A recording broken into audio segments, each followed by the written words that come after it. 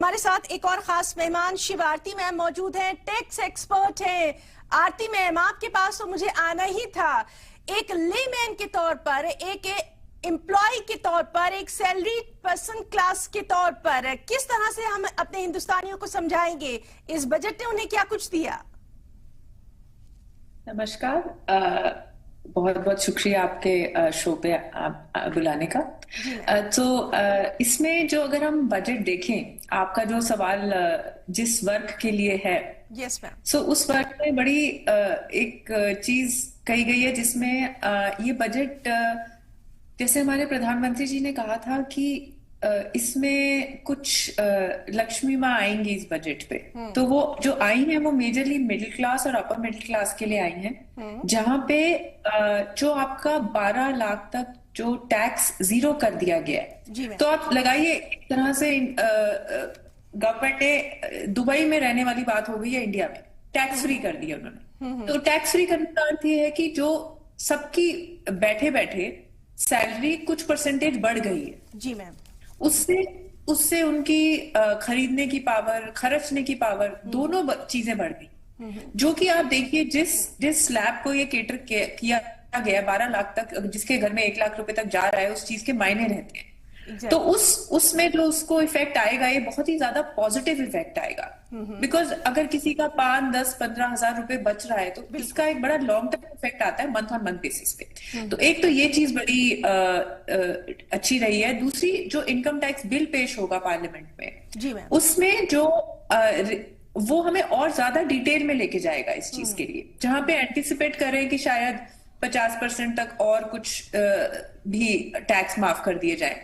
But मोटा मोटी जो हमें यहाँ से पता लग रहा है वो ये लग रहा है कि जो गवर्नमेंट का रुझान है वो मिडिल क्लास को सपोर्ट करने के लिए है जी, इंडिया में जी। तो ये एक चीज आती है सामने।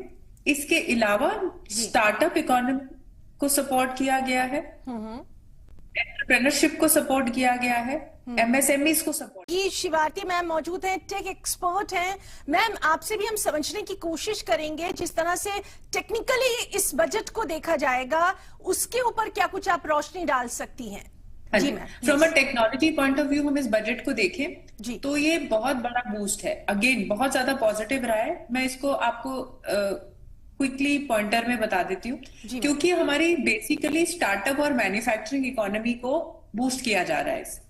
तो जो कि एक हमारी बैकबोन है हमारे देश को आगे ले जाने के लिए, जिसमें 100% एफडीआई इंश्योरेंस सेक्टर में आ गया है। पहले 75% था एफडीआई, मतलब अब फॉरेन इन्वेस्टमेंट इंडिया में 100% आ सकता है इंश्योरेंस में। इंश्योरेंस जो कि डायरेक्टली हमारा फिनटेक सेक्टर से रिलेटेड है, टेक्नोलॉजी से रिलेटेड है। स्टार्टअप रजिस्ट्रेशन को 5 साल तक एक्सटेंड कर दिया गया है उसकी रजिस्ट्रेशन, जो कि स्टार्टअप्स के लिए ये जो छोटे छोटे स्टेप्स होते हैं, ये उनके वो चले और बंद हो इसके बीच के डिसीजन तक पे आ जाते हैं जी। जैसे कि अगर एक credit card limit small business की 30,000 रुपए कर दी गई है, बढ़ा दी गई है। यूपीआई की क्रेडिट कार्ड लिमिट 30,000 कर दी गई है। अगर किसी बिजनेस को 30-40 हजार रुपए का बूस्ट 1-2 महीने मिल जाए तो हो सकता है वो बंद ही ना हो। इसका इतना लंबा इफेक्ट जाता है इन चीजों का। सिमिलरली फंड ऑफ फंड बनाया गया है 10,000 करोड़ का, और स्टार्टअप इकोनॉमी को बूस्ट करने के लिए। जैसे कि सर ने कहा कि इलेक्ट्रॉनिक व्हीकल्स और क्लाइमेट टेक को बूस्ट करने के लिए जो स्क्रैप है, lithium ion battery, cobalt etcetera, उस सबको बीसीडी से एग्जेम्प्ट कर दिया गया है जी। तो इससे हम ज्यादा ग्रीन इकोनॉमी की तरफ भी जाएंगे।